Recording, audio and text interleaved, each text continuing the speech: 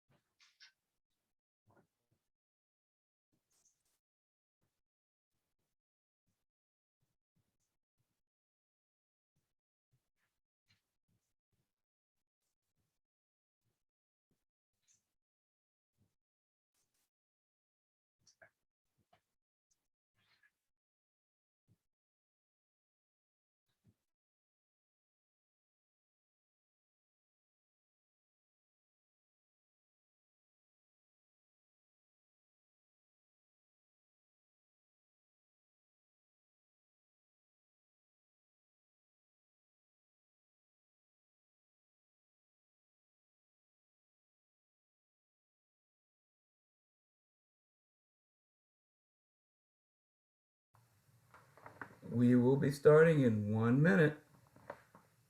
1 minute.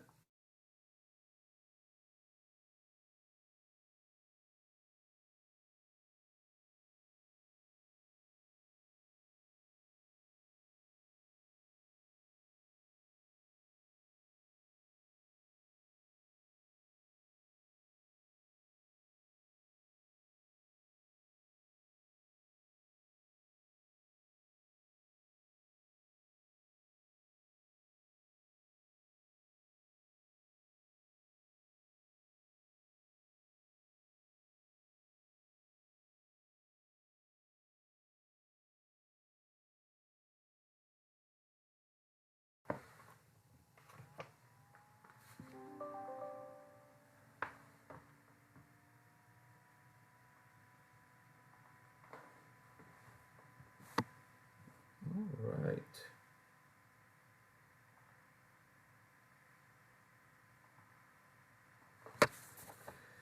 Oh, looks like we are ready to get started.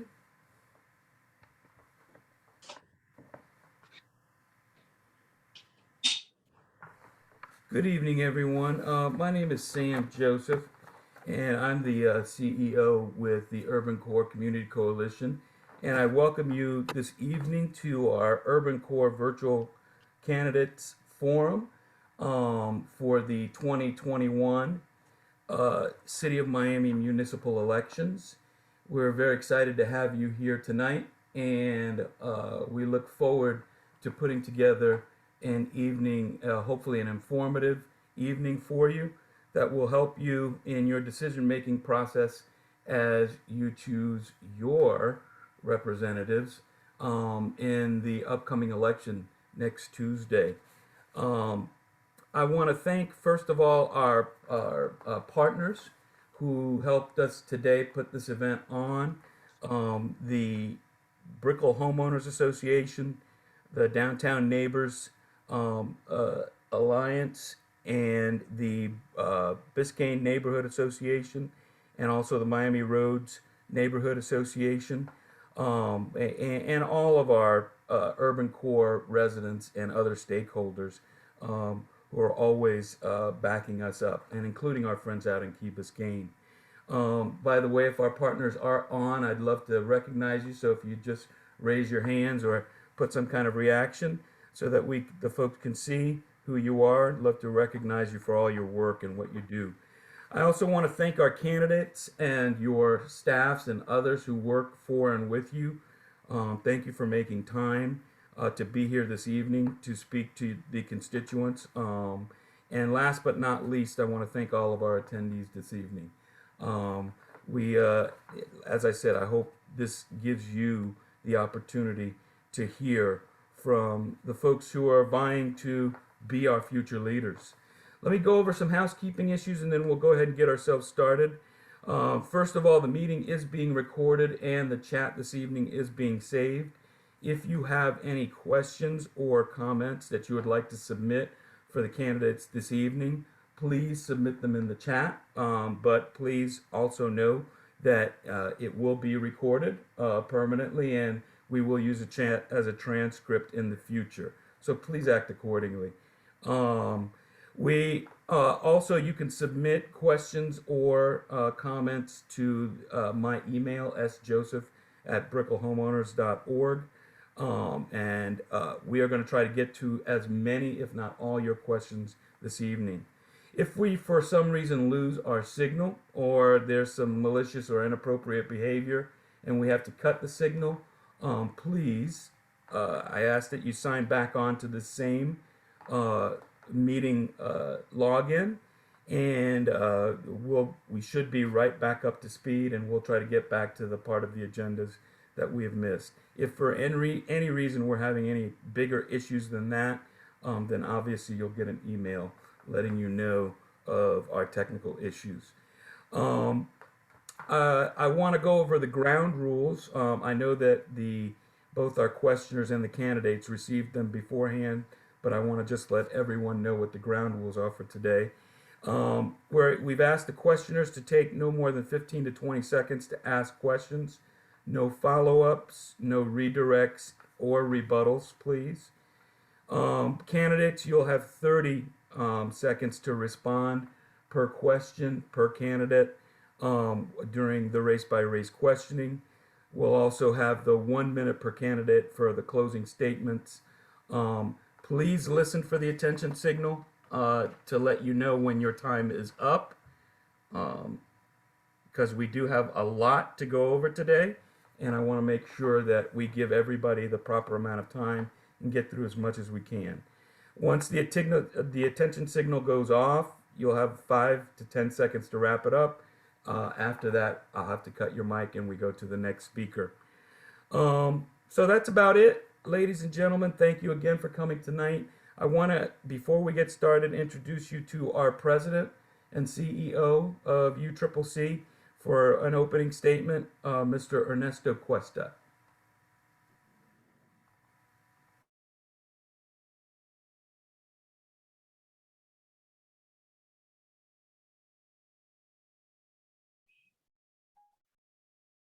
Ernesto, are you there? If you could unmute yourself. Sam, I think he had a call come in and he had to step away. Well, that is fine. Let's go ahead and get ourselves started. Let me introduce you. We're going to start off with the race-by-race questioning with the District 3 race. And let me introduce you to the candidates for that race. This evening we have, and actually I'll introduce all the candidates, and all the candidates were invited, but not all of them responded. Hopefully we have all the confirmed ones here with us, and I think we do already this evening, actually. Perfect. So I want to introduce you to the candidates for Commission District Category 3. This evening invited was Mr. Joe Carollo. Confirmed and in attendance, Mr. Rodney Quinn Smith. Confirmed and in attendance, Miss Andriana M. Oliva. And confirmed and in attendance, Mr. Miguel Soliman. So we're going to start with the three of you. And the first questioner for this evening is going to come from our friends, if we have a representative here from there, from the Miami Roads Neighborhood Civic Association. Do we have anybody from roads? If you could raise your hands, then I'll know who you are. And if not, let's move to Brickell Homeowners Association. Abby, are you around? Hi, how are you guys? Thank you for hosting today's event, Sam. Appreciate it. Yeah, so I have a few questions. My first question would be, how long have you been a resident in our district, in District 3? And what is one area that you'd like to target? And we're going to start with, on that question, let's start with Miss Oliva.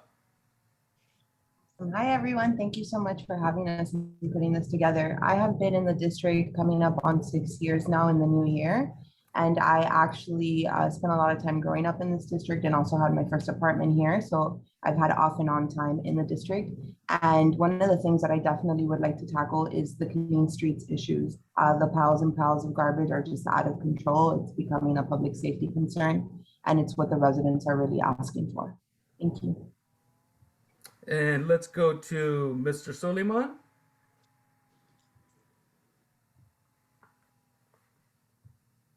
Mr. Soliman, can you unmute yourself? Okay, I already did. There you go. Thank you very much. Good evening, everyone. Thank you very much for hosting this forum and for giving me the opportunity to express my thoughts and my wishes for District 3. I've been a resident of District 3. First time I came to the United States in 1969. I lived right here in District 3. And I attended Southside Elementary, as a matter of fact. Since then, I've moved in and out. And of late, I've been a resident of District 3 for Thank you, Mr. Soliman. 6 years. Thank you. Mr. Quinn? Hi, yes, thank you so much for having us. I've been a resident for 2 years in the city of Miami for the last 6. My top priority is affordable housing. I think that the rent's too high, the quality is very low, and people are really struggling to be able to buy if they want to or to rent. Excellent.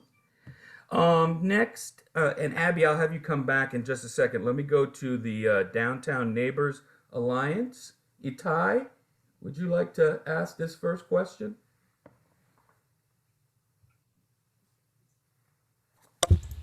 Thank you, Sam. This question is to all District 3 candidates. Short question, probably a yes or no.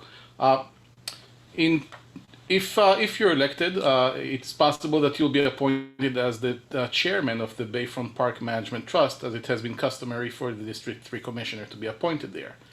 If elected, will you pledge to adhere to the 2018 City Commission decision regarding Bayfront Park, reserving Bayfront Park for free use by the public at least 85% of the time?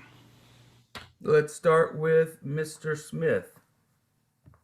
Yes. That was an easy one. Miss Oliva? That would be a yes for me as well. And Mr. Soliman? Yes, of course. Excellent. I'm loving this. All right, let's see. Do we have anyone from the Biscayne Neighborhoods Association, BNA, with us?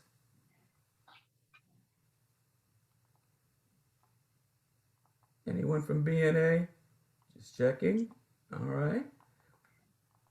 Let's go on to Abby. Go ahead. Why don't you go on with the second question that you had? Yes. What motivated each of you to run for office? Let's start with Mr. Soliman. Absolutely. Thank you very much again for the opportunity. I've been, like I said, I've been in the city of Miami, in Miami-Dade County since 1969. I've seen the city grow and develop. I've seen the changes that we've faced. And of late, I do not like what I see coming out of City Hall. And that's been my main motivator to run for the seat. I see great needs in transportation, bettering our environment, quality of life, We have to address this. We need local neighbors, that people that have lived here for. Thank you, Mr. Soliman. Mr. Smith? Yes, thanks for the question, Abby. You know, I believe in the power of public service, ability to do a lot of good, especially on the local level.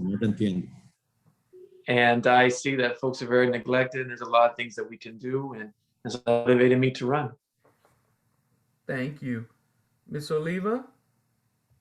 So I've had a passion for serving communities since I had my first volunteer experience at the age of 8 with the Special Olympics of Miami-Dade, and I've lived a career of service through my business and working with nonprofits and local community initiatives. And I've always had some type of leadership role, whether it was band president in high school or to most recently serving as chair of Leadership Miami. And a long time ago, I decided that I wanted to run to serve the community that watched me grow, and now we're here. Perfect, thank you. Do we have anybody from the Brickell Schools for Kids advocacy group on? Yes, I'm here. Lala, there we go. How are you? You're Good, up. thank you. Thank you for having this, Sam, and for organizing. It's super important. One question I would ask is, how do you feel about education, and how do you feel about the schools in this area? Let's start with Miss Oliva. So education is absolutely the most important thing. I am a product of Miami-Dade County Public Schools, and I love every minute of it. And I've worked with a ton of organizations that offer after-school programming, which is so essential and vital in a whole slew of aspects. And I think that there's always room for improvement, whether it's through collaborations, innovation, and partnerships. We can always do better. And I think we need to look at what those points are where we can improve on and make sure that we're providing good quality and good programming for our students. So Thank you. Mr. Soliman?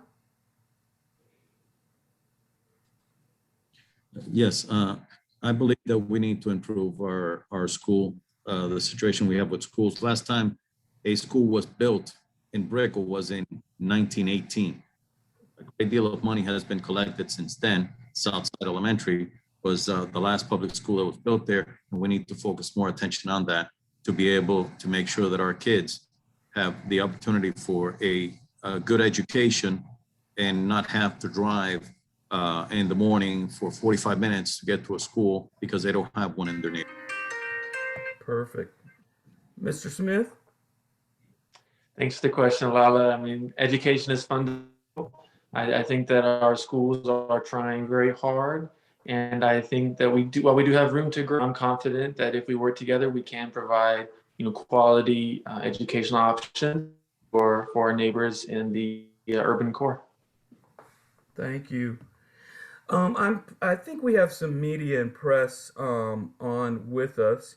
If you are a member of the media or press, if you'd raise your hands, I'd love to get a question from you for our candidates. I don't see the hands going up right now. I also wanted, Ernesto, are you back? Yes, I'm here. I'm back. I'm sorry. All right. I want to say quickly, I want to thank all the candidates that they are participating in this forum tonight, because I know it takes a lot of sacrifice, energy, and devotion, and time away from your families. But also, I want to know that the reason that there are so many people running for office is because we Miamians, we want a change.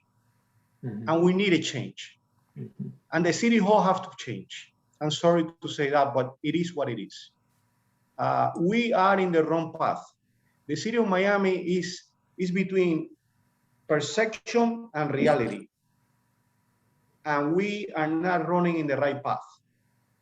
So I do appreciate the fact that all of you are running for office. And there is no doubt that in this election, we need to have a change. It is pitiful. It is a disgrace. It is a lack of respect to all the taxpayers of the city of Miami, the way that this government is being run. We have an inept city manager. We have 3 commissioners that are really guiding this the operations of the city of Miami, which is illegal, and there is no leadership. And that's why all of you are running for office. So I applaud you, I support all of you, and I wish that all of you, one way or the other, get elected. So thank you so much. Thank you, Ernesto. And actually, well, right on the heels of that opening statement, here's the next question. Our Magic City government is a dysfunctional mess that's an international laughingstock. What will you do in your time in office to change this reality? Let's start with Mr. Soliman.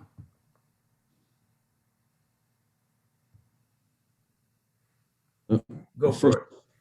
Yes. First of all, I'd bring seriousness and accord to City Hall, along with the example that Commissioner Ken Russell sets. He tries to set a quorum in City Hall that is befitting of that of City Hall, but he's alone. I would join him and try to present a professional and respectful atmosphere. Thank you. Mr. Smith? Sure. I think that the biggest issue is that the commissioners have too much power for themselves and they need to let it go. And that's the problem we're facing. It's the abuse of the charter and specifically how they are inserting themselves into the operations of the city. And we're not going to have change as long as that continues. Thank you. Ms. Oliva? Yeah, first and foremost, we need to consider our residents and be respectful of them and be there when they're there for public comment and when they need us. So I bring that respect to the community. I'm a communications professional, so communicating is absolutely important, and so is a collaboration. So communication, collaboration, and respect for our residents, our business owners, our nonprofits, and all our visitors alike. Thank you. Let me do another check. Anybody from BNA Biscayne Neighborhood Association on? I'm still not seeing anyone. Let me go to the next question then. This the incumbent or front runners in your race have more resources and name recognition than you. Why should urban core voters pick you? Let's start with Miss Oliva. So, clearly there are a lot of people that are unhappy with the leadership at City Hall, as we were just previously discussing. And, as we talk about change, this district hasn't had a woman in 40 years, and it would be nice to have representation. And not that that's the sole reason for it, but it would be really nice, to see if we can really enact some change. And not only that, but I have the trajectory of serving the community, and they do have a lot of resources, and that's okay because we've got door knocking, we're meeting the voters, and for it. Thank you. Mr. Soliman? Yes. First of all, I have no special interest behind me. My interests are my neighbors. Second of all, I've been a member of the Community Relations Board. I've been a member of the Waterfront Advisory Board. I've been a member of the Planning and Zoning and Appeals Board. I've been a resident of this county since 1969 in the city of Miami for the past 7 years. And my agenda is clear, is representing my neighbors, my fellow residents in District 3. Excellent. Mr. Smith? Yes, so what I hear is a question about viability. This is what I tell folks. We're not running for president, governor, senate. We're running to get about 2,500, maybe 3,000 votes. And I'm going to talk to every person that I think can vote for me. And that's what it's going to take to win. And that's what I've been doing since May. And that's why we're confident in the campaign and why I think it's worth supporting me. Thank you. I'm going to take a DNA question about homelessness. Joy, would you like to ask that one? Good evening, everyone. As you know, the DNA footprint includes the Central Business District and Park West, which tend to be hotbeds for homelessness, which has deteriorated over the course of the last few years. Commissioner Carollo has been very outspoken and proactive about addressing the issue of homelessness on our behalf. How do you feel about what he has done so far? Do you support him? How might you handle the situation differently? Let's start with Mr. Smith. Sure. So I don't agree with criminalizing homelessness. You can't put people in jail till it can go away. So the difference would be that we have to invest more in housing options and health services to assist people to move out of homelessness and to keep them from going into homelessness, and also to provide better mental health so that we can help people to live a better life and not live on our streets and create the problems that we have. Thank you. Mr. Soliman? Yes, homelessness is a word that we generalize. Homelessness is a very difficult issue that you're not talking about just one individual, you're talking about different classifications of homelessness. I do not agree with placing homeless people in encampments or arresting them. I believe in identifying the most needy of the homeless, the women with children in the street that have to hide because they're afraid that their children are going to be raped, the homeless that is a true homeless individual that fell into a bad way. And then you have with drug dealers. And we need to address that in those categories. Thank you.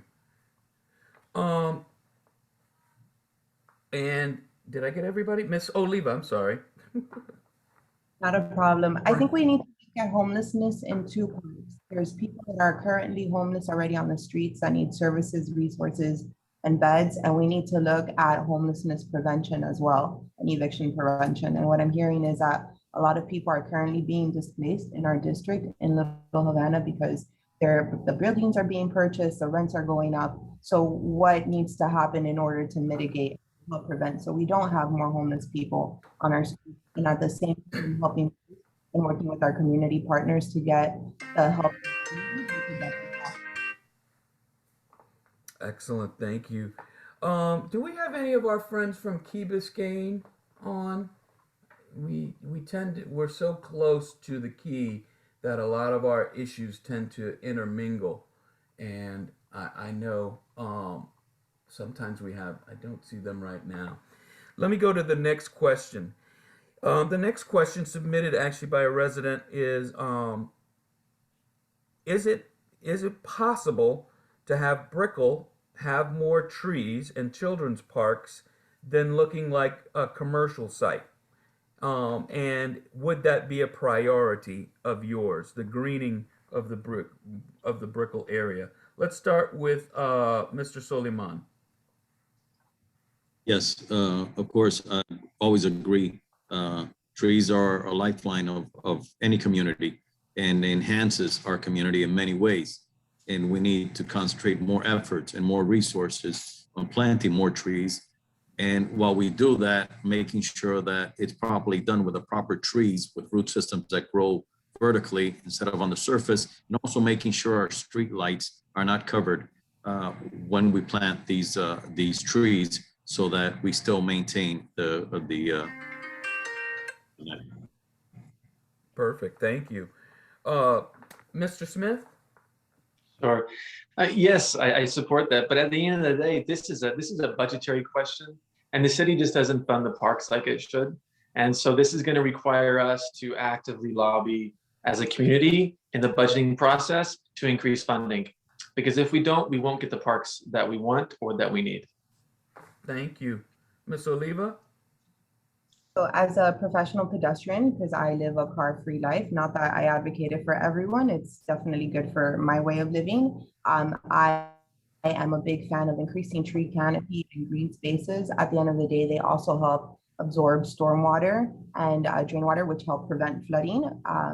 And it makes people's commutes more comfortable as well. As we talk about traffic, the main things to get people off the roads is public transport, if they can walk comfortably. and enjoy a breeze or shade, then we might get more people on public transit. So I'm in favor of finding solutions. I recently saw a tree on top of a building, so anything is possible. Thank you. Thank you very much. Actually, staying on that issue, and Mr. Quinn mentioned it, we have a lot of city services that are right now not either not being provided or not adequately being provided because, frankly, as we said, our city is dysfunctional. Whether it's very little staff, being unable to get through meetings and pass legislation to affect the citizens.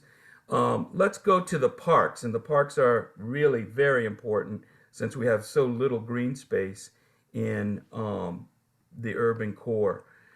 What will you do to get us out of the crisis that we're in right now, not just with parks, but that our whole city as a whole is looking very disheveled with very little maintenance and not providing for what we have, much less adding new?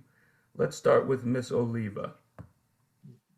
So I like to think creatively, and I am a business owner, so I'm always thinking of ways to generate revenue. And I had the opportunity to do a sale venue space rented at the Old Science Museum.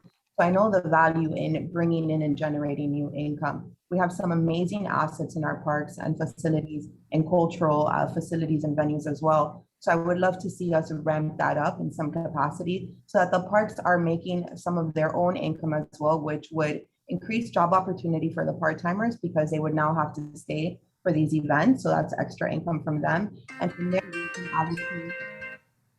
we can allocate funding to do some of the cleanup, maintenance, tree parking, more programming. Thank you, Ms. Oliva. Mr. Soliman? Yes, we have a tree trust fund in the city of Miami that has plenty of money to do everything that we're talking about. We can plant more trees. We can give maintenance to the trees that we have, trimming them, helping them when they're in trouble. We have money to buy more parks. The money is there in the trust. We just need a commissioner that will actually push that item through and get it rolling so that we can acquire the much needed parks that we need. Perfect, thank you. Mr. Smith? Yes, so there has been money allocated parks and it's just not spent. There are plans to improve parks and it's just not done. So what I would do is I would invite the citizens, the residents in the area, that we have to come together and we got to push the commission to do what's right and to spend the money that they have. And so that we can have the kinds of services that we pay for, because we pay some of the highest taxes in the entire county in the city of Miami. Thank you. All right, last question. The net offices were recently shoveled and all of those monies were brought into the commissioner's offices. We have seen the repercussion of that on the ground in terms of the maintenance of our Magic City. What would you do to change the situation once you get into office? Let's start with Mr. Soliman.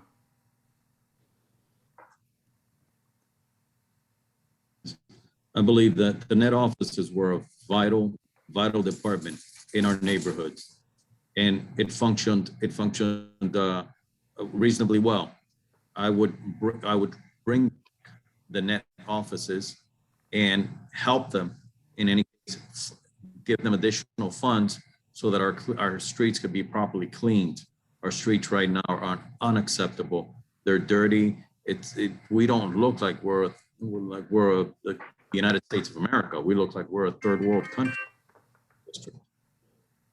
Thank you, Mr. Soliman. Ms. Oliva? I agree with Mr. Soliman. We definitely need to bring our net offices back. They're a huge asset to the community, but we also need to communicate with our community what our net offices are there for, what services they can acquire there, perhaps bring in more partners and more opportunities as well, and really make them a viable hub for the community to be able to go and get the resources that they need. Excellent. Mr. Smith? I guess we're all in agreement. We want to bring back net offices. But I would also take some of the services that are offered and try to decentralize them. A lot of permitting, I think, more for programming for the youth. There's a way to make them more communities in addition to places to get city services. That would be very high on my agenda. Excellent. It looks like we've done so good at answering. We have time for one more. My Key Biscayne friends have sent in a question.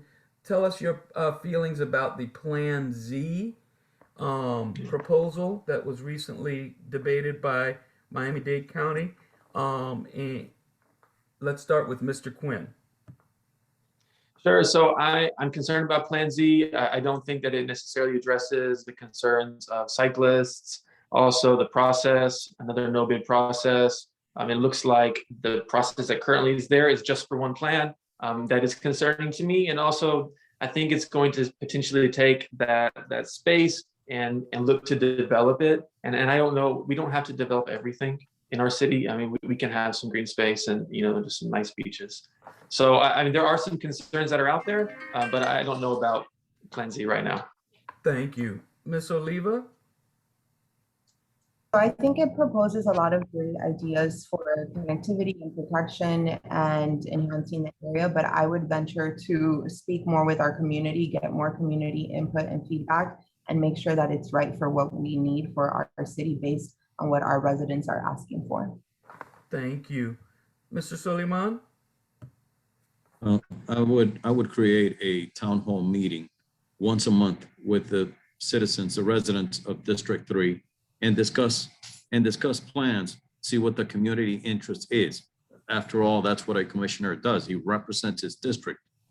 And in these town hall meetings, once a month, open to all our residents, we would discuss plans like Plan C, and from there, take the proper action supporting the will of our residents.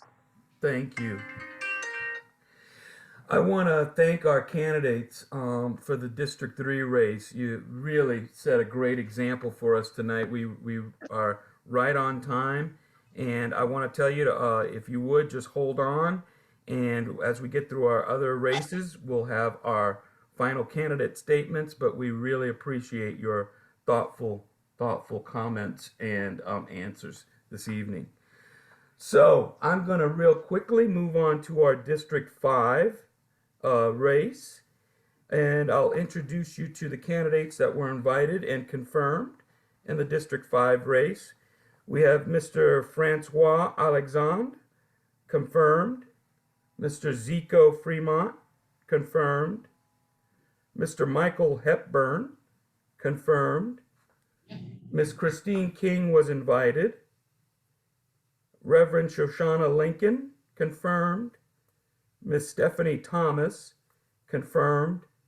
And Mr. Jeffrey Watson, also confirmed.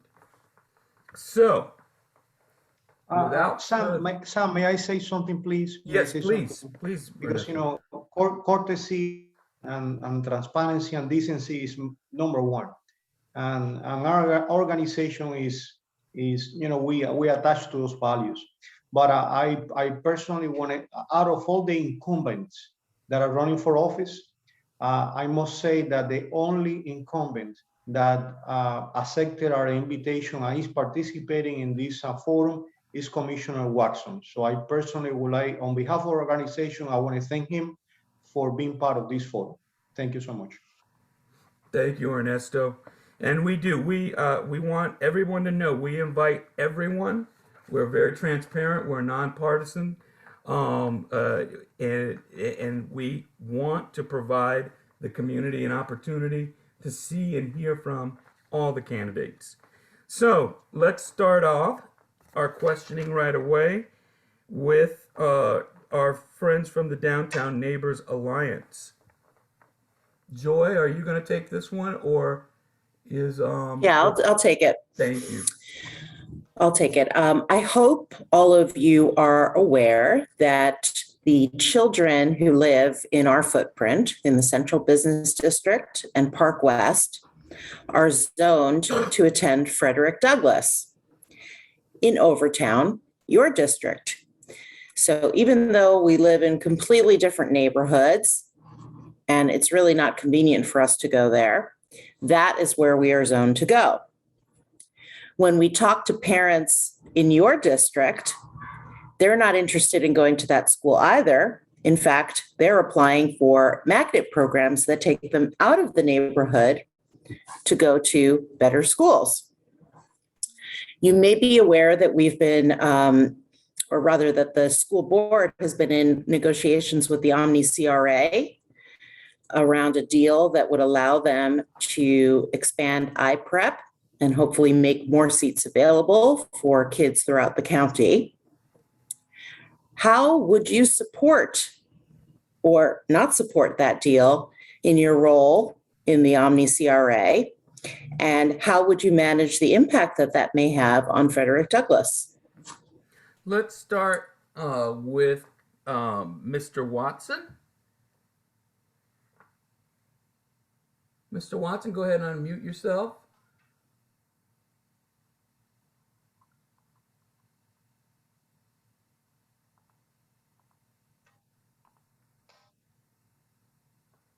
All right. Well, let's start with Ms. Thomas. Dr. Thomas. All right. I'm Oh, on. there you are. There you are. Mr. I think I'm Watson, unmuted. 30 seconds. I'm sorry, I got you.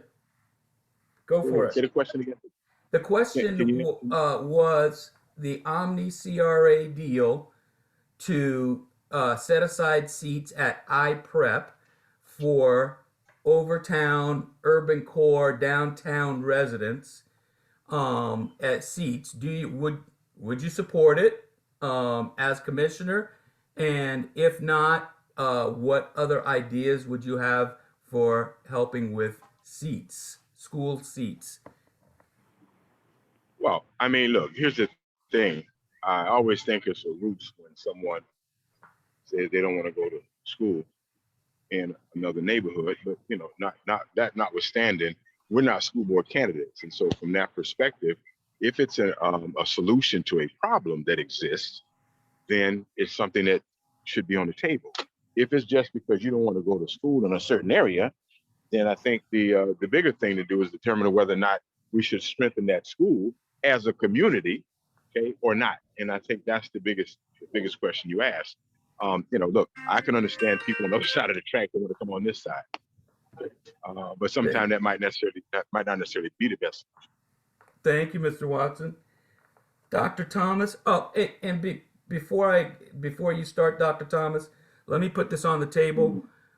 We received the data figure of fewer than 25% of kids who live in the Overtown area go to the local schools.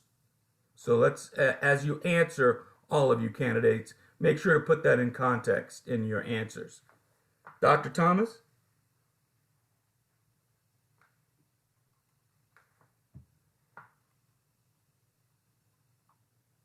Dr. Thomas?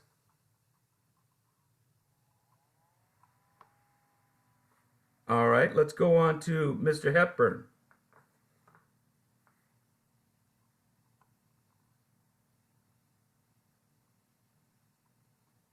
Mr. Hepburn? All right, Mr. Fremont. Can you hear me? Yes, I can. Good to have you, Mr. Fremont. Good evening. Good evening, everyone. Thank you for having me. With that information you just provided about the locals in Overtown, the kids in Overtown not going to public schools, it leads more into as your commissioner for City of Miami. I don't have a lot of say of how Miami-Dade County Public School works. But one thing I will tell you is this: that everyone is aware about the technology that's going on, the new innovation that's going on, and these kids like these things. These kids love programs. These kids would like to try more computer programs, learn new things. Overtime is a great sport history. Thank you, Mr. Fremont. So let's expand more innovation and give it to the youth in our community. Thank you, Mr. Fremont. You're welcome. Dr. Thomas, do we have you?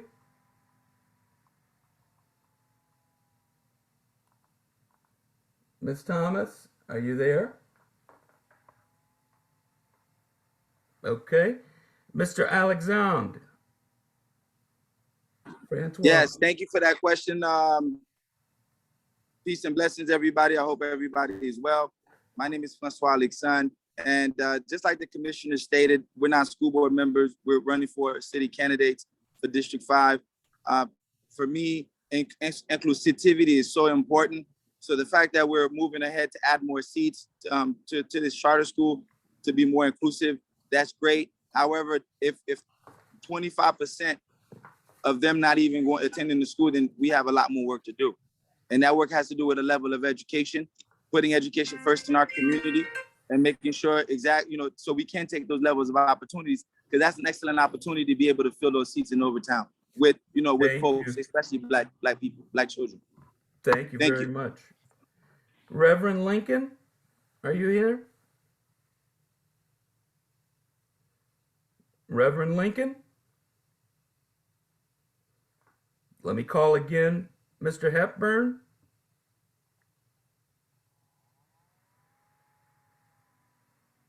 Mr. Hepburn? And last but not least, Dr. Thomas. All right, we move on to the next question. Brickell Homeowners Association. Abby, are you around? Yes, I'm here. Go for it. Oh, yes. What motivated you to run for office, and what are some of your top priorities? Let's start with Mr. Alexandre. Thank you so much for that question. What motivated me to run for office is the transformation that's happening in my district, and while majority of folks who built that district are not the one doing it. Transformation is important, and I believe it should be inclusive.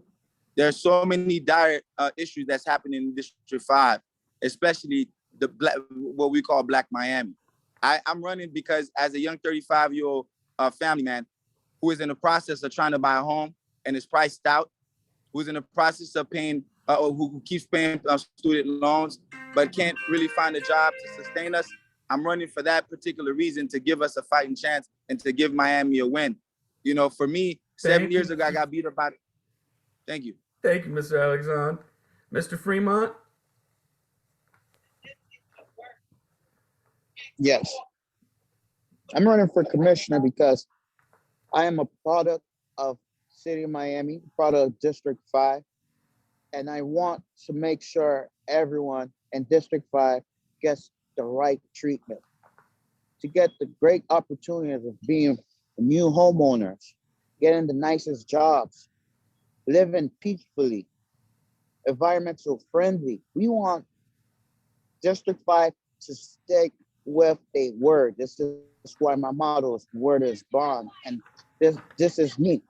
My focus is affordable housing, livable wages, and public safety.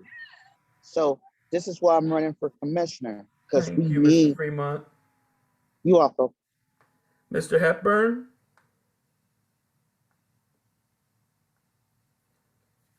Reverend Lincoln?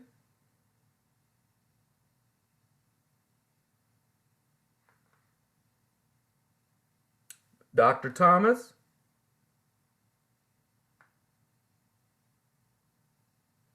Mr. Watson?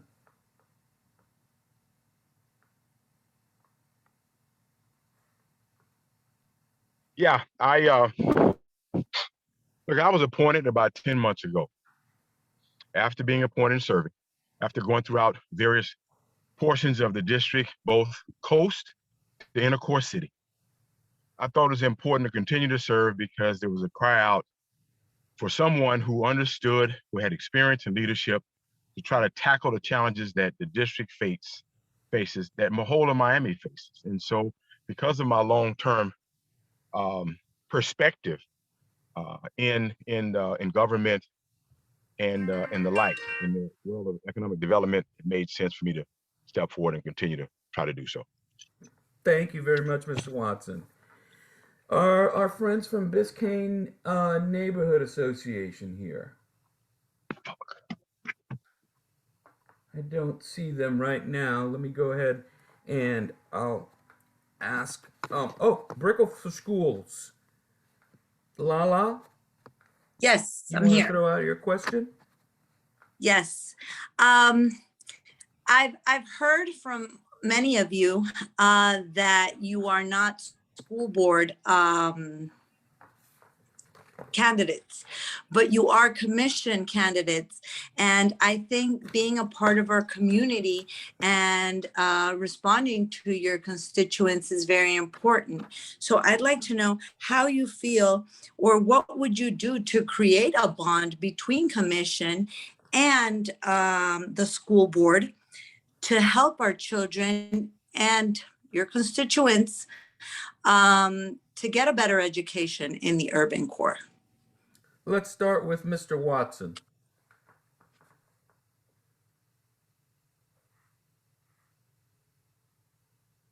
Mr. Watson? I think that's a great question to pose to a different sort of body. However, when you realize the amount of challenges that exist for us who get lambasted just to deal with the responsibilities that we have, trying to ensure that you have great infrastructure, trying to ensure that you have great fire and police, I have, I don't want to step out of my lane. I think when I look at the data, I want to make sure that kids, particularly kids in my district, have opportunities educationally, but the school board and its environment, politically and otherwise, is too big of a beast for us now to start trying to take on. It would be unfair to you. Thank you very much. Mr. Alexandre. Thank you for that question. Ma'am, it's not, as the commissioner stated, and I state that as well, it's not the fact that, we're not school board members, but dealing with the day-to-day of the city, that itself already, the agenda that's put forth. But however, what I will tell you is that the children are our future. So in me, you'll have a strong candidate that is sitting here and lobby and help create something that can, because look, my slogan for the campaign is bridging community to better government. And what a way to bridge community to better government by creating an outside coalition that can bridge the gap between school boards and in the city. Why? Because it's important as a commissioner, we can care about the day-to-day operations of children, make sure they're fed, make sure that they have a housing. But when it comes down to it, it comes down to the school board to make decisions to make sure that we're inclusive and we're providing the quality of education that everybody deserves. Mr. Fremont. Well, I feel that not only being a commissioner, as being a parent and guardian, you should have a saying of what's going on in our school system. And as doing what I'm doing right now, and being part of nonprofits that focus on youth violence, sex defamation. There's so much topics going on with working with all these nonprofits that works with the school board, and so far we've been putting in a lot of work, and it's been working on to the point that we have students that's also within the board and works with our school board members, and so far it's moving, it's progressing. And yes, before just being a commissioner, you're also a guardian and parent, and being a student from District 5 is very important. Thank you, Mr. So everyone is associated together and have a good relationship. Thank you, Mr. Fremont. You're welcome. I'm gonna piggyback off that question, and this is gonna be the last school question for you. The city of Miami used to have a school and education committee, whose only role, because as you stated, you're not school board members, but understand that schools play a heavy role in your operations. First of all, they impact property rates, which gets you the taxes that you use and spend to provide us our services. So although you're not school board members, you need to make sure that the city of Miami has the best public education it possibly can so that you can bring in those property taxes that you need to do your work. The city of Miami is almost silent when it comes to education because it actually disbanded its education committee more than 4 years ago and folded it into an omnibus committee because of quorum issues. So it's actually mimicking our government, which is dysfunctional and unable to produce. What will you do as a new or commissioner in District 5 to see about reauthorizing that education committee so that the city of Miami could be on the map again in providing high quality education throughout the city for all its constituents? Let's start with Mr. Alexandre. Thank you very much for that question. I appreciate it. I don't know if you all read my resume and see what I've been doing in the city of Miami. Of course, this is my first time running as a first-time politician, but I'm an advocate. I'm an activist within the social justice movement in the city of Miami. Quality education is one of our top priorities. So you not only you have a commissioner that will not only advocate and lobby, but I'll be the first one that opens that education committee because it's important to bridge the gap. Ushering a new dawn, a new beginning by bridging community better government is having a transparent government and a people-led government. So therefore, we can take care of the day-to-day operation. The school is important for us here in the city of Miami. So we do need to provide that quality of education for them. Thank you so Mr. much. Alexandre. Mr. Fremont.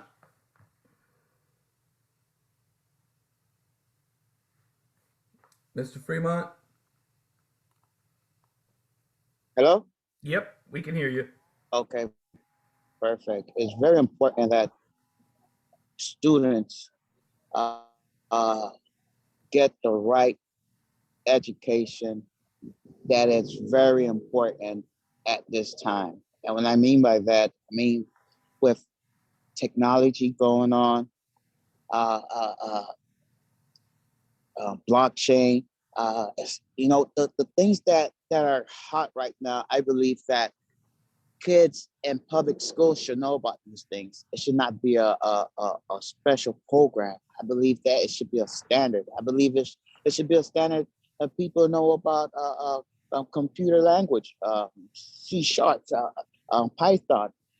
It's very important to me because they're our future, and if it feels like you're just making it harder for them to continue on and live a fruitful life and future. Thank you, Mr. Fremont. Mr. You're Watson. I'll take a stab at this again. One, if you read the report that was done last February, 22% African Americans are not sufficient in the science, technology, engineering, and math area and reading, right?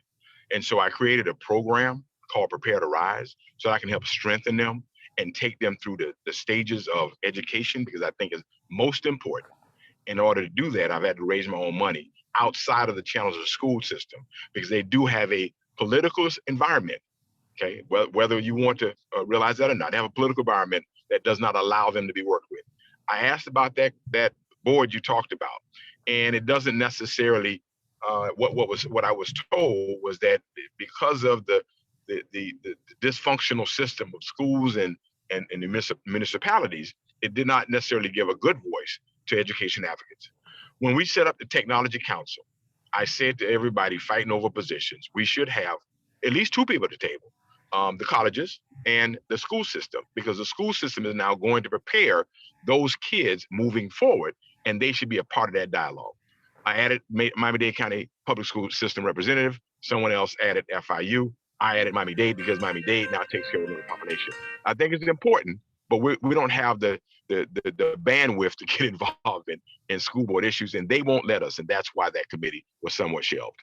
Thank you very much. Consider it again, most definitely, but that's why it was shelved. Thank you very much. Sure.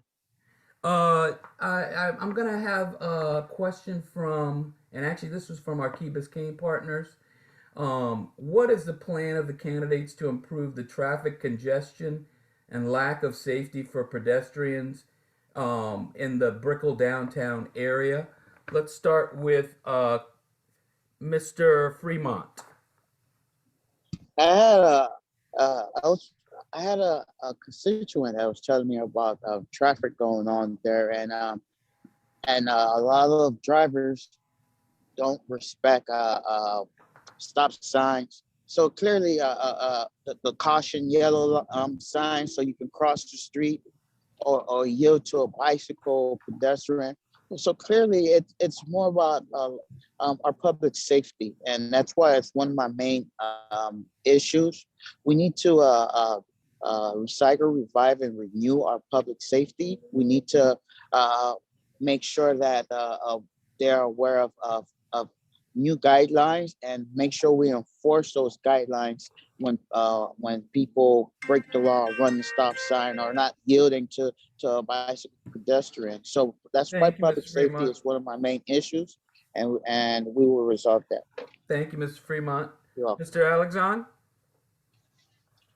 Yes, thank you so much for that question. I believe in District 5, yes, Brickell has traffic congestion, but we're also talking about everywhere now as more folks are moving into Miami-Dade County. So this is not just a city issue, this is a county issue, and I believe there's a lot more education that needs to be done to not only take care of pedestrians and bike roads, but to develop more avenues like the Bright Line to release that number of congestion. And on the city level, maybe we can apply more trolleys.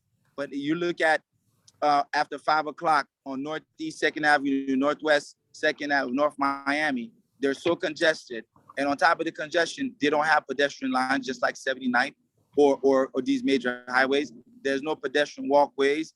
Folks are just driving by, hit and runs. And I think that it's important that we can, strengthen the relationship between county and city and figure out way more to reduce the amount of traffic coming in. Thank you, Mr. Alexandre. Mr. Thank Watson? Well, I think what happens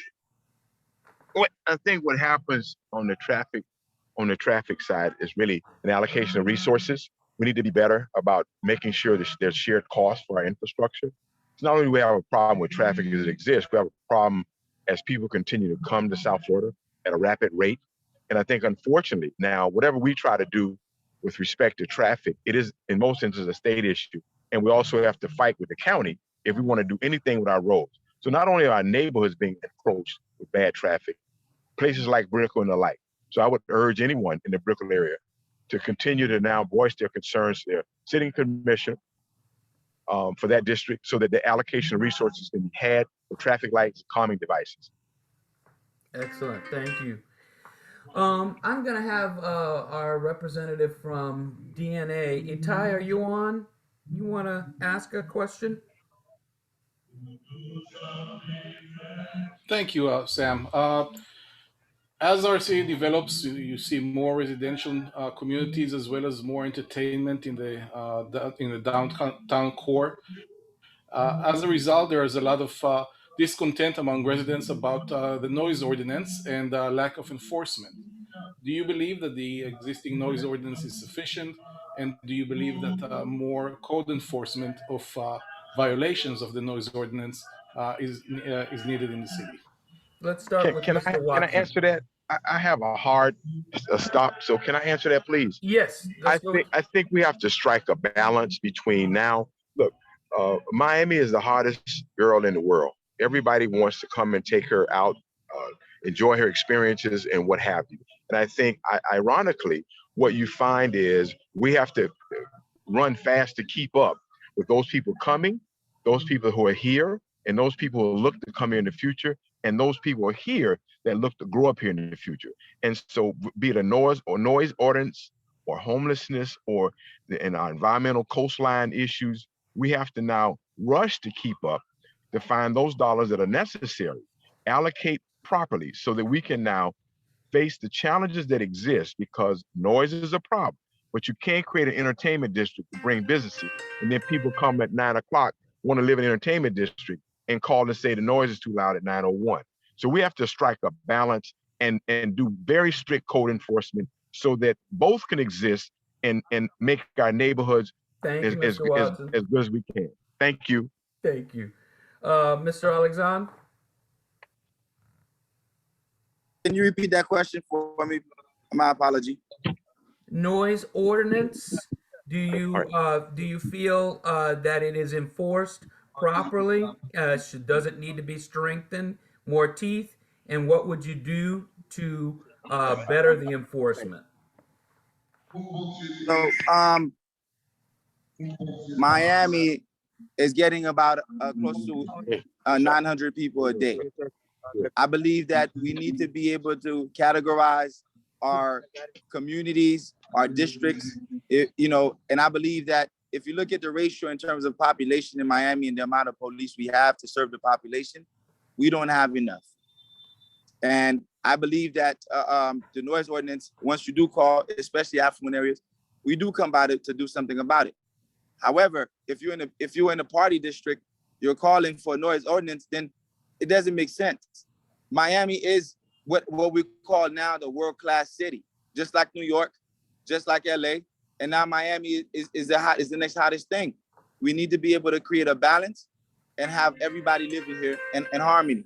So I would advocate for noise ordinance to put more protection around noise ordinances. Thank you, Mr. But at the same Alexandre. time, however, if it's a business district, I can't do nothing about it. Thank you, Mr. Alexandre. Mr. Fremont? Well, with the noise ordinance, as a DJ in the past and DJ in downtown Miami, American Airlines Arena, and other places in the Brickell area, one thing I will say is that if living in Brickell and living where you're at in Brickell, you should be aware that it's not a how can I say a place where it's very quiet. Brickell is hot, and like Watson said, Miami is hot. She's a hot lady, and living in Brickell, living in places where there's a lot of nightlife or there's a lot of businesses to bring in people as an owner, a tenant, or someone that's renting, you should be aware of where you live in, and if sleep is very important. Thank you, Mrs. Fremont. Get place that you can sleep nice. Thank you. I see that Mr. Hepburn has joined us. Mr. Hepburn, the question that's on the table is about the city's noise ordinance. Do you feel that it has the teeth that it needs, and is it being enforced? The folks from downtown, especially in the Brickell area, have been hard hit by noise. And if you, what would you do to improve it? Thank you, by the way, for joining us. No, thank you for still letting me in. I appreciate it. So the answer would be no and no. It's two things that I speak to our code compliance office about a lot. And one of them is we need to transition from being code compliance to being code enforcement. So as the next City of Miami Commissioner from District 5, I'll be pushing forth a resolution to get us to that point where we are enforcing code and not just going around and trying to have people supposedly comply, right? So that's one. Two, there is a lot of loopholes that we currently have within the current laws of code that allow a lot of vendors, businesses to take advantage of having base noise higher than it should be, doing different events past certain times without permission from the neighborhoods. We don't have a lot of teeth in our code to allow our inspectors to actually do things that will help us enforce the code. And then our residents don't necessarily have the best resources and knowledge in order to file complaints the proper way, to execute our neighborhood service centers, things like that. So make it short, no and no. We have a lot of work to do. And it's definitely something that comes up every day that I'm walking these blocks. Thank you, Mr. Hepburn. Last question for this group. Miami, our Magic City government is a dysfunctional mess. That's an international laughing stock. What will you do in your time in office to change this reality? Let's start with Mr. Hepburn. Mr. Hepburn? Yeah, I'm here. Sorry about this, Sam. It's a couple of things. This is what I've been getting from our residents. We call it treats. We need to push for transparency. We need to push for it being respectful. We need to make sure that we implement accountability. We need to make sure that our residents are engaged and understand what engagement is. And the last thing is, but it shouldn't be last, we need to be trustworthy. So my administration will be pushing forth initiatives on all fronts to pass out treats on a daily basis so we can cultivate how our city of Miami government works, how we can engage and inspire our residents to be able to pull the levers of our government to get the services and the quality of service that they need. And we will fiscally make sure that we are funding programs and initiatives and departments that's going to get us there. And then we are unfunding programs, initiatives, and departments that's not helping us get there. Now, as far as the other commissioners, you have the power to do something about them. It's called your vote. So you can vote people out that are not doing your best interests. Thank you, Mr. Hepburn. Mr. Watson.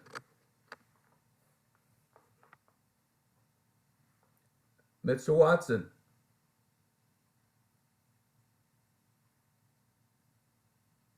All right, let's go to Mr. Alexandre. Thank you so much for that question. You know, given the fact that you all ask very tough questions and only give somebody 1 minute to answer it, I'm just gonna keep this one short. You elect me into that office. I already know that the day is dysfunctional. As an activist, I see it, and it's important for us to bring what we call law and order. I believe if you do elect, when you do elect me, if you're in my district, that I'll be able to be precise, concise with those already that's in office. I believe that the days should get younger and younger. That actually does belong, falls back on the constituents to elect the right people. But however, you put me in that days, I will make sure that the rest of my commissioners are in line to do the people's order, as opposed to this back and forth shenanigan that you hear all the time. District 5 is in dire need of attention. Somebody like me will make sure that we get the attention we deserve. Thank you very much. Mr. Fremont? As a commissioner, I will make sure all of our board members provide for the people. And I am backed up. I'm going to answer this short as well. I am backed up with endorsements from the federal government. I've been endorsed by people that have worked in Congress. So when it comes to unmoral, unethical acts in Miami and city of Miami, when I'm commissioner, everything will be looked upon. There's going to be more people with more authority looking at the city of Miami, looking at the city of Miami commissioners, and also looking at how the people feel about what's going on. Thank you very much, Mr. Fremont. I want to thank all the candidates from the District 5 race. Thank you for participating. Thank you for your answers. Please stick with us. You're welcome. We have our candidate closing statements that'll come up after our next race, our last race. And I want to go ahead and introduce you to the folks from our last race. Sam, can I say something quickly? Please, Ernesto, go right ahead. I'm deeply touched by the energy of these people. Deeply. This is exactly what our organization have been looking for. Energy. What we need in the city of Miami is energy. We need faces that are not recycled in politics. So I'm touched deeply by all of these candidates in Group 5. I'm deeply touched. Thank you very much. I agree Faith in with you. you, Ernesto. UCCC was founded so that we could see some fresh new faces, so that our magic city could truly be magic, with new people bringing new ideas, fresh ideas, and passion and energy for getting them done. So I appreciate the candidates coming out and making that evident tonight. I am thrilled. I am touched. This is what we need in the city of Miami. So keep up, guys. Keep up. We need you, and we count on you. The last race we're going to be following today is our City of Miami Mayor's race. Let me introduce you to the candidates who are invited and confirmed. Anthony Dutrow, Marie Frantz Exantus, confirmed. And I believe the last name is McKee. Mayra Joli, confirmed. Maxwell Martinez, confirmed.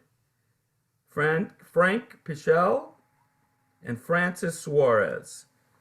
So let's get right to it. And our first questioner for the mayor's race will be BHA. Abby, are you there? Yes, I'm here. Thank you. Two questions. First, how long have you been a resident of the city of Miami? And the second question came in from a resident. She's asking, are you aware of the ATV motorcycle gangs that are coming through the city on a weekly basis? They're driving recklessly, endangering the community. Are you aware of this group, and what is your plan to resolve this issue? Excellent. And you'll get a little extra time, candidates, to answer this one. Let's start with Miss Exantus, McKee. Hey, how are y'all? Can you hear me? Yes. Hey guys, first things first, I want to quickly say it's been a pleasure to speak to all of the candidates at least one time throughout this process. And I wish everybody the very best of luck. I think everybody here has an opportunity and has all the talent and energy, like Mr. Cuesta said, in order for us to step up and change the city's energy and also its trajectory as we go towards a new future. Yeah, I know a lot of those cats that are off of like Northwest 2nd Avenue and 36th Street. There's like a couple of like shops that they sell like those spiders. I think that's what they're called. I'm not familiar with the term, but I think they're called spiders. And, you know, a good number of them are residents. They're not just coming in from out of town. They do live here. A lot of these people do pay taxes. They have homes here, and they participate in the city. And they do know a number of people who participate in these sports, such as race car driving, ATVs. Yes, it's gotten a little bit out of hand too. At the same time, it has put a lot of people's lives in danger. You know, and I think it was someone who just mentioned in regards to the influx of traffic, and also not only the influx of traffic, but also just the amount of people moving here. They are putting a lot of people's lives in danger, especially since we don't have proper in District 5. Mr. Watson, how are you? In District 5, we don't have proper sidewalks in a lot of our neighborhoods. We don't have proper walkways. Miss Jolie? Are you there, Miss Jolie? There. Ah, there you are. Right? Go for it. Okay. So my name is Mayra Joli. I have been living in the city of Miami since the 90s, residing in the city of Miami, where I met my husband. My son also goes to the city of Miami. He goes to Law Enforcement Officers Memorial High School. My office is right on the heart of Brickell Avenue, 1221 Brickell Avenue. And I can see the gangs from my office as I see them. And sometimes I wait for them to just disappear, like, you know, like when you have, I'm gonna make the analogies, like mosquitoes that you see them coming and you wait until they disappear. I advocate for people having a peaceful environment to live, even if they decided to live in Brickell, but that doesn't mean that they have to be living in the middle of Brickell Avenue, right on the street.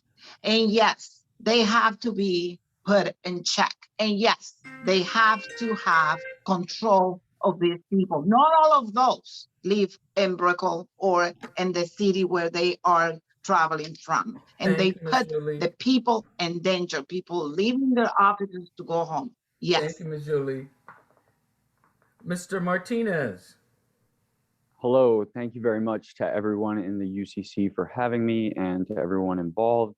My name is Max Martinez. I was born in South Miami Hospital in a house on Tiger Tail Avenue, and I went to St. Stephen's, Ransom, and then I transferred to Belen Jesuit, where I broke Michael Vick's Nike Combine record and earned a football scholarship to Cornell University. Sports are what drove me, were my resource out of Miami, and they're what gave me my ambition.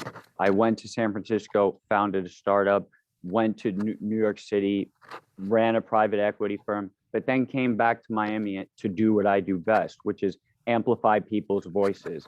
And for the past 4 years, I've run a production company. And when it comes to the ATV gangs, I think that all goes into the enforcement of also scooters, because we're talking about different types of vehicles and no designated lanes. It's a much bigger issue than just ATVs and labeling these people as gangs. It's a transportation issue.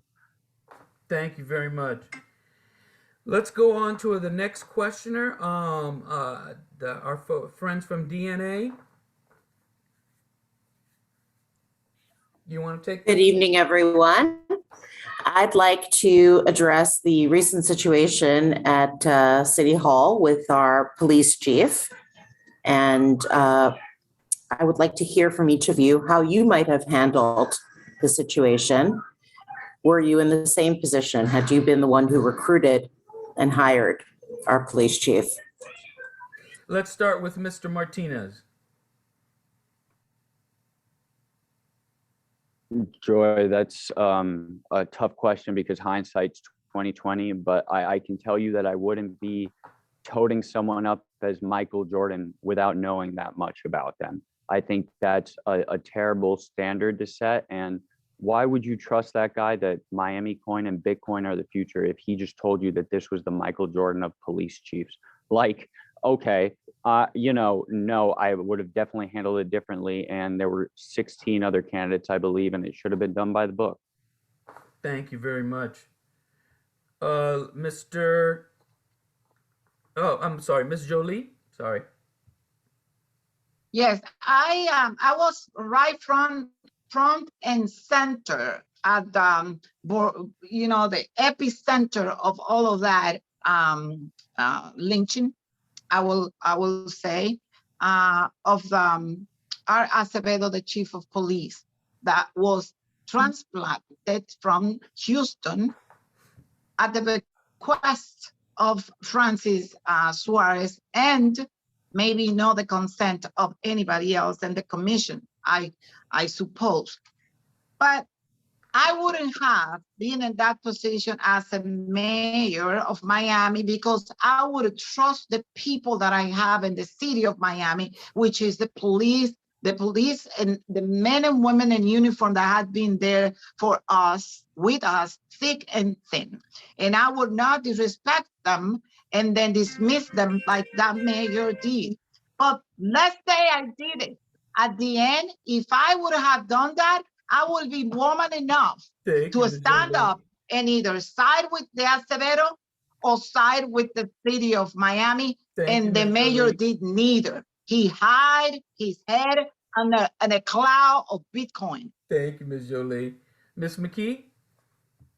Well, like I said earlier in the forum we spoke to earlier, unfortunately, Acevedo got played in front of the world due to a lack of wherewithal from Mr. Suarez. Unfortunately, he didn't really understand the grasp of a process when you're, trying to pick a leader from either within or even outside of the organization. This isn't really, I don't think the problem Acevedo coming from the outside is a problem, because we had Chief Timoney in 2002 or 3 that came from Philadelphia with a very, very marked and marred record on public, not only civil liberties, but on a number of police brutality issues. So it wasn't him coming from the outside, it was just the process.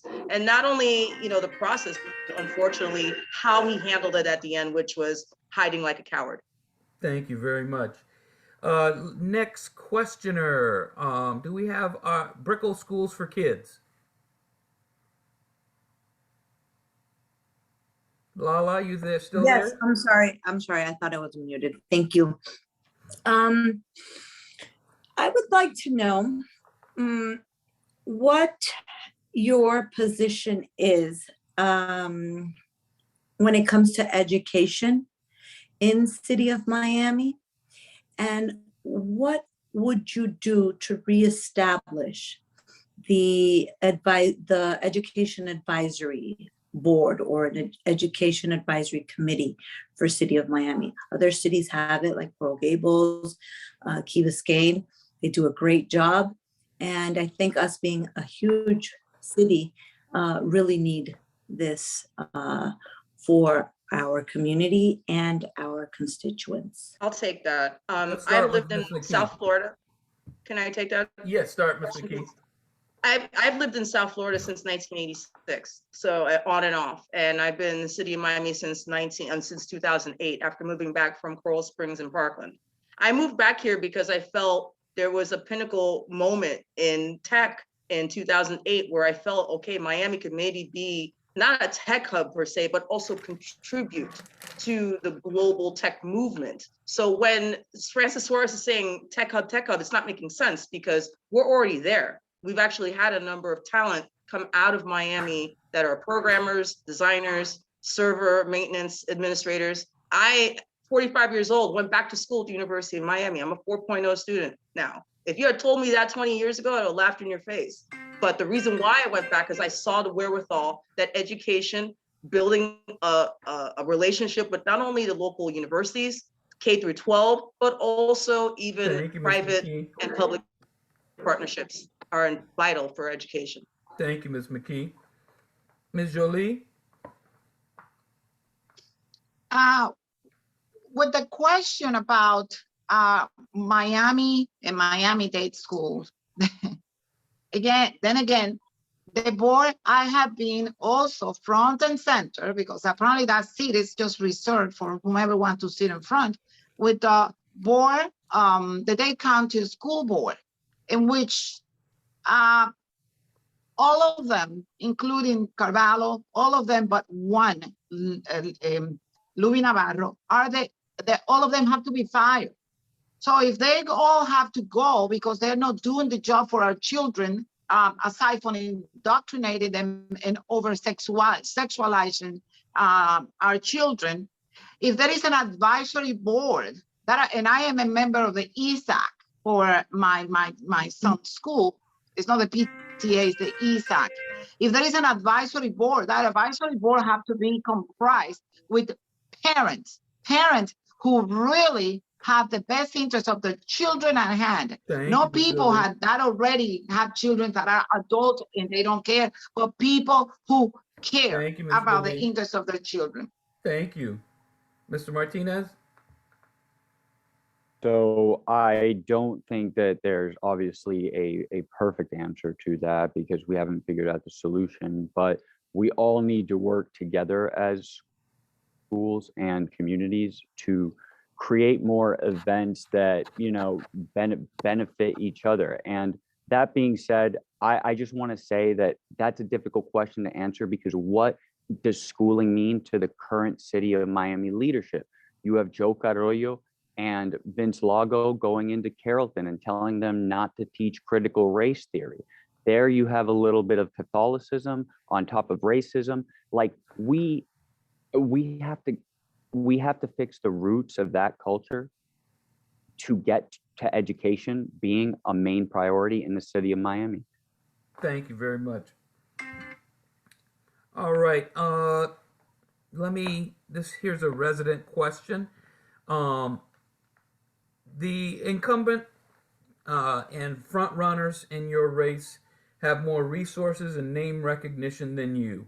Why should urban core voters pick you? Let's start with Mr. Martinez.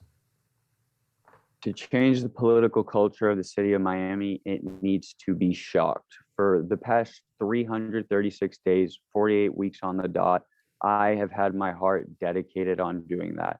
I've immersed myself in every issue of the community, knocked on over 80,000 doors, and put all the work in to be a great leader. I don't want to be considered anyone but Francis. I'm Max Martinez, the person who stood up at a crucial moment in the city of Miami's history and said, we need stability. We need a leader. And we need someone who genuinely cares about everyone else and not making a quick imaginary token. Thank you. Ms. Jolie? I don't think the incumbent in this opportunity is an advantage. We had people who would vote for Mayra Joli because they like me, they support me, and they have seen what I have done, even with my small platform. And the people who are anything but Francis will vote for me too. So me and my colleagues are in a very good position because Francis Suarez is a danger to himself. He did it to himself, nobody else. He had everything. He has fame, fortune. He has his father, catering for him. He has his father's friends opening all the doors for him, and he ruined the chance. So it's like, he's disappointing his family, not disappointing the city of Miami, because he was never that leader. He was given. He has never worked a day in his life. And when it comes to resources, the resources that he had is the big developers who wants to push the city of the residents of Miami, push them away so they can never leave here. Thank you, Ms. Joli. Ms. McKee? Well, name recognition and amount of donations that have been put in doesn't matter to me, okay? Like I said, I've lived here since 1986. I have been integral in this city in every aspect you could possibly think of, whether it's in hospitality, nonprofits. I started working with the Special Olympics in 1990s, 14 years old, doing activism. So, and from there it went on to homelessness, working with troubled children. I myself was, trafficked at 14 years old to New York City. I learned from that mistake of almost being caught in sex trafficking at such a young age. It wasn't my parents' fault. It was my fault because I unfortunately just fell into that wrong avenue. But luckily, I was able to have a support system and I was able to get myself back up and running. And I'm one of the best nightlife promoters in South Florida. I've worked with everybody from Beyonce to Ultra. I know I can do a lot with nothing. Thank you, Ms. McKee. I'm gonna go ahead and have Itai, are you still on? I think the Bayfront noise question is a good one for this crowd. And I will preface this by saying that Bayfront is one area we have issues, but Riverside, for my Brickell and downtown friends, Riverside is a major, major problem. Itai, are you there? Yes, I think it would be appropriate to ask the same question as we asked the District 5 candidates, and that is, what is your position on the city's noise ordinance and the current state of code enforcement? What would you do to change it? Let's start with Ms. McKee. Well, again, Itai, how are you? How's everything? In regards to nightlife and finding that balance of code enforcement noise ordinance, there has to be some type of respect level from the local commissioners to their code enforcement and law enforcement. There has to be, and also anybody who's throwing events and also who have venues in these places, whether it's Balans in Brickell or Club Space or 11. Again, being in nightlife for over 30 years, we had a really good balance for a while until recently because of the influx of buildings in the area, which I welcome. That was the reason why we did what we did, marketing Miami to the world. We wanted everyone to come here. But now that they're all here, the leadership has decided to just disappear and be like, okay, good luck to all our friends in Brickell that have moved here.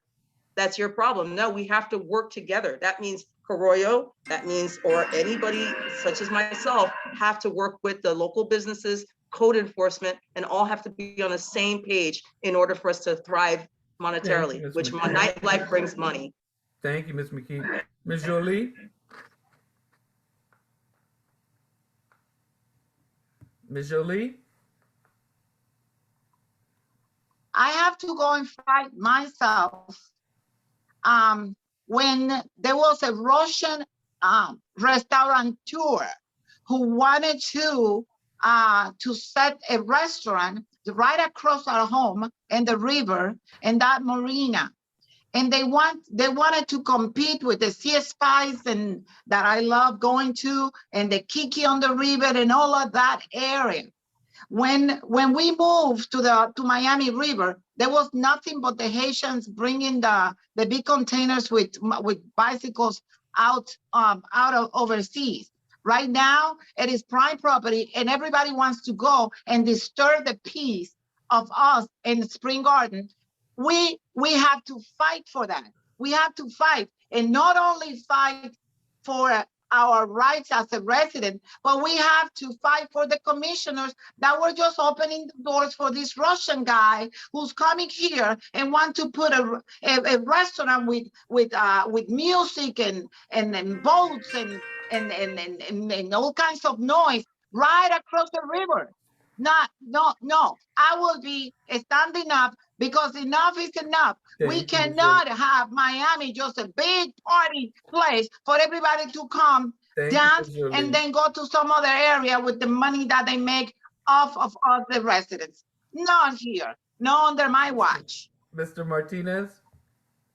When it comes to noise ordinance, I think it just needs to be approached through a different lens and how we can make it work for everyone, whether it be a days of the week thing, whether it be a certain area, certain time thing, because noise pollution is such a real thing in the city of Miami that I can't think of a single time when it's just completely serene and quiet between traffic, construction. Even if you live on the water, you hear noise all the time. Things have to change, and when it comes to noise ordinances and people complaining about them, the same rules have to be enforced for everyone. Thank you. I had a quick follow-up, please. No, hold on, no follow-up. Last question, because we're almost done.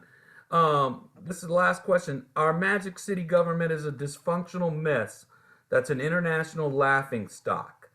What will you do in your time in office to change this reality? Go ahead, Ms. McKee.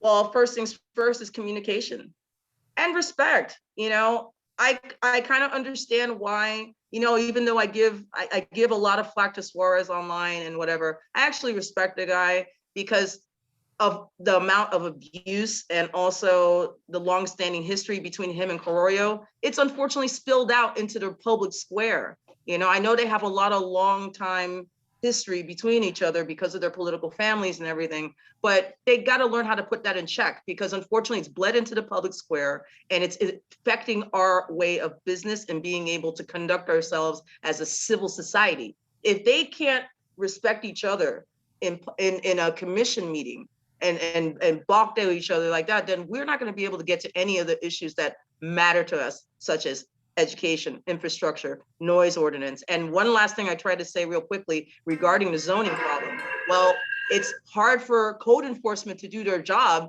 when you have corrupt leaders like De La Portilla that when they go to an event that may not have been sanctioned, and as a nightlife promoter for years, God forbid that venue that De La Portilla was at, what if it had fire hazards? What if, God forbid, there was like some type of spark that could have caused the place to go on fire? That lady tried to do her job, and instead he obstructed her, assaulted her, and then she got fired. That's unacceptable, period. Thank you, Ms. McKee. Ms. Jolie? When it comes to what is happening in the commission, and when it comes to no laughing anymore, but because it gets to the point of just embarrassing.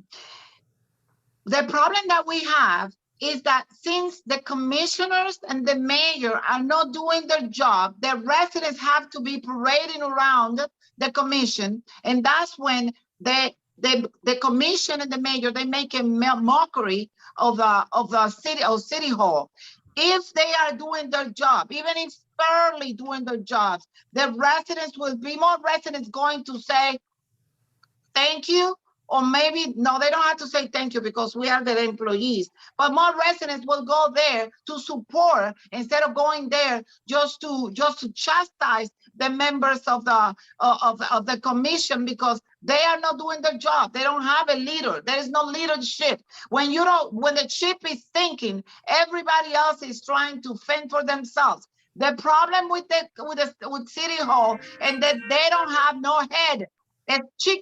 It's a chicken without head, just flopping everywhere, and everybody trying to get her while blood is splashing all over the City Hall. Thank you, Ms. Jolie. Mr. Martinez? I'm trying to change the reputation of the city of Miami.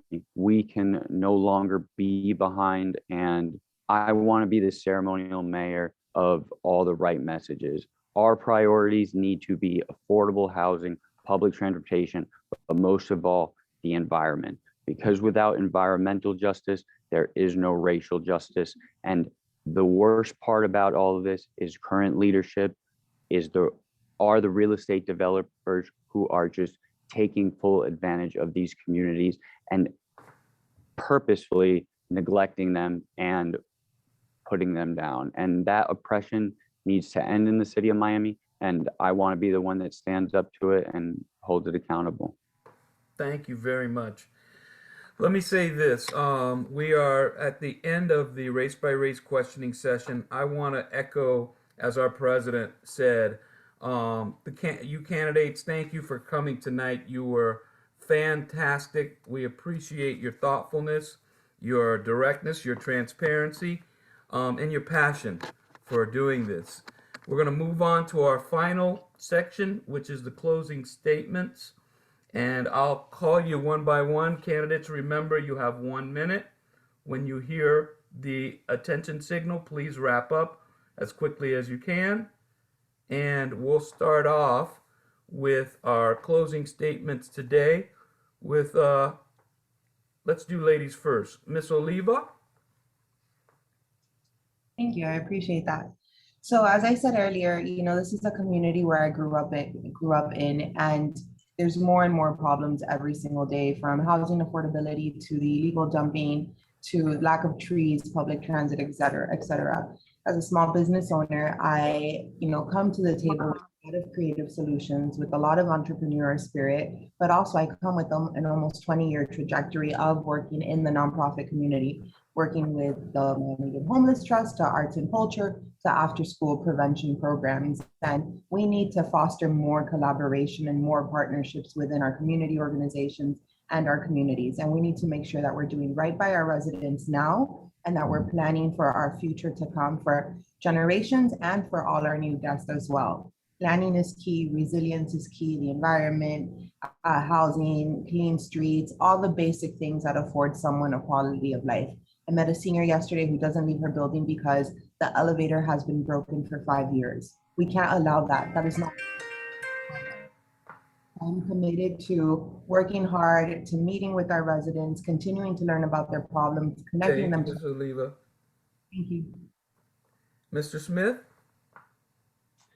Hey, thank you. Well, when I started this campaign back in May, our slogan came from what I heard talking to folks, that they wanted change, that they wanted a new direction.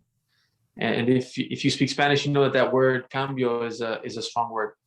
And that's what people want, and that's what we're committed to delivering, both from the way that we run our campaign and how I would be your commissioner. So thank you so much for your dedication, for engaging with groups like the UCCC, and advocating for your quality of life. And I hope and pray that the candidates who are here today, that as many as possible will be there to make that happen. Thank you very much, Mr. Smith. Mr. Soliman. Yes,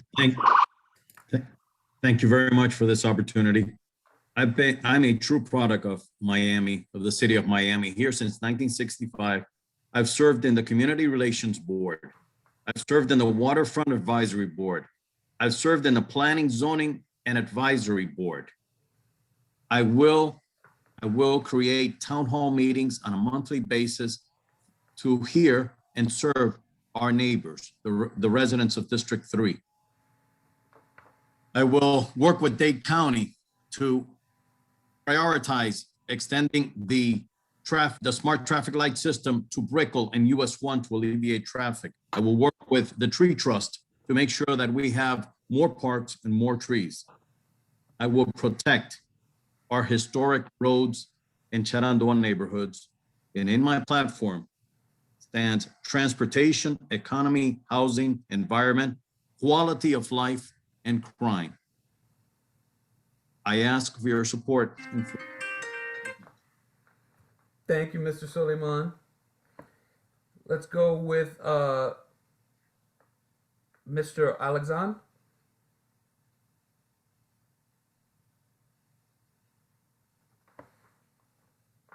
Monsieur Alexandre, are you there? Mr. Fremont?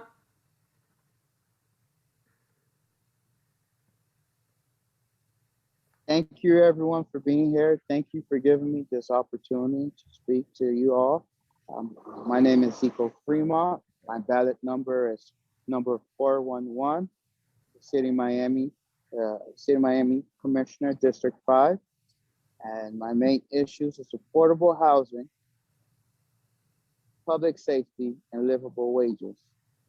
If you would like to get more information on our core issues, visit www.votezicofremont.com, Facebook, Vote Zico.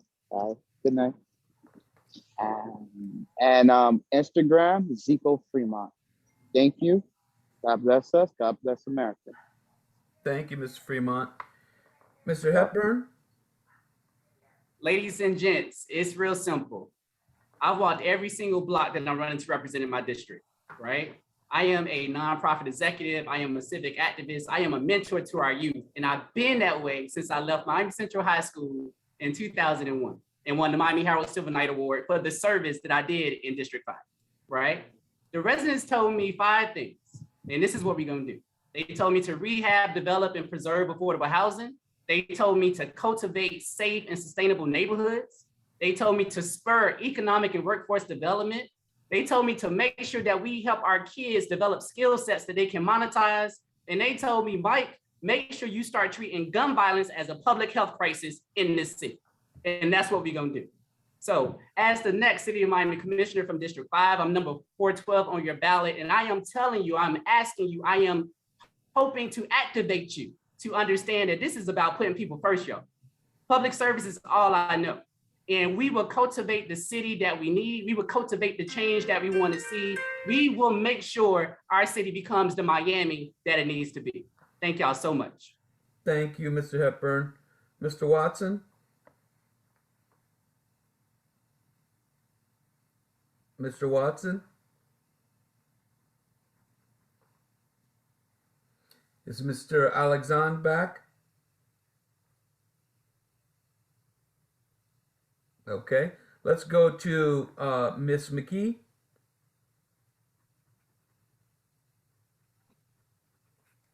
All right, so the reason why I decided to run for mayor at the last minute, I just came in through the back door. So again, to all the candidates, I wish you all the very best of luck. I had an opportunity to speak to everybody at least once. I think the understanding, with this particular race, which is unprecedented in all the years I've done activism and worked for candidates, we have all decided not to attack each other. We are staying on the issues. We are moving forward in trying to help the city. Attacking each other is a waste of time, absolute waste of time. 2, I have better things to do, honestly. I shouldn't even be here. The only reason why I'm here, I own an indie label. I'm a student at the University of Miami, trying to go, not only getting my bachelor's, but hope to get a dual MBA and law degree. I most likely will be working in Hollywood again, like I've done working in production. And, I could be doing better things with my life, not chasing after, honestly, a very entitled, spoiled, and really recluse leader in Francis Suarez, who decided not to do his job, not only during the coronavirus, but in regards to treating his residents as if they were second-class citizens. Thank you, Who in the hell bulldozes a house with a man inside of it? That's where I'm at. I would never do that as a leader. I would treat you guys with the utmost respect, and I wish everyone here the best of luck on the race, and God bless everybody. And thank you so much for even allowing a first-time candidate to run. Ms. Jolie? As I hear everyone, saying all the things that they have done, I try to run in my head. What have I done to deserve the trust of the people of the city of Miami? And the only thing that I have done that I can offer to them is that I'm a fighter, but I'm a fighter who enjoys the fight, not a victim, not somebody who needs somebody to get her out of where she is. I am a mom, I'm a sister, I'm a neighbor, I am a daughter, I am your best friend. I am, like Whitney Houston said, I'm every woman, that is me. But you're gonna pick me to be your mayor because you know you're gonna be like Allstate in good hands because you have seen what I have done. You have seen what Mayra Joli is all about. You have seen the people around Mayra Joli. I try to make the life of the people that are around me better because that indeed will take care of my own happiness by seeing them all resolve the situation so they are better than when they came to see me in the first place. When I take care of my own family, my own circle, and I'm just gonna multiply that and recreate that. That's why you will select photo 2. You're not gonna go by the fake news, and you're gonna know if the whole city of Miami and the mayor and the media is attacking Mayra Joli, she's doing a good thing then. Thank you, Ms. Jolie. Mr. Martinez? I'm not competing with Francis Suarez. I am trying to be the best version of myself. And I believe that I am a fantastic leader who stepped up at a moment and put in 336 days of work to be here. Never complained when all the headlines were about his opponent and literally no one believed in him. I have earned the right to at least be considered by people to be their leader, considering standards are so low, even as a first-time candidate, because everything in life is about will. And if you want to build affordable housing, you can. If you want to solve public transportation, you can. If you want to protect us from the environment, you can. It's all of a choice if you want to or not. And I don't think the priorities are straight right now. And I'm the dude for the job, straight up. Max for MIA 403. Thank you very much. Thank you very much. I'm going to make a last call for Mr. Alexandre and Mr. Watson. I don't see them in my queue here, but I just wanted to give, as I said earlier, UCCC tries to be fair to all of the candidates, and everybody had the schedule and knew how long we were going. So I think that wraps up our closing statements. I want to let Ernesto give us some closing statements, and then I have just some news and notes, and we'll be done. Ernesto, you still there? Yes, I do. I think that the reflection of tonight's forum clearly sends a message to all the Miamians. Miamians, we want a change. And we cannot continue going the way that we are going now. The community needs leaders, and we don't have leaders now, right now. We have people that are working on for their own interests and looking for themselves. They have forgotten about the community. They have forgotten what is ethics, morals, and principles and how to run meetings at City Hall. That is not the Miami that we are looking for. We have options, and those options have to be reflected in our votes. And on November the 2nd, this is the stepping stone. We need to go and vote.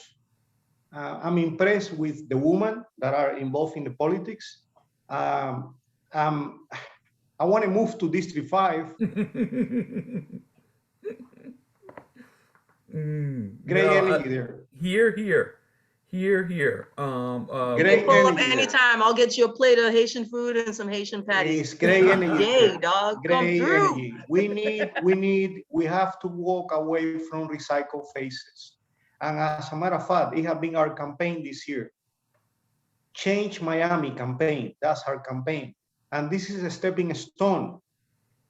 And this is a message. It's a strong message. We want to change.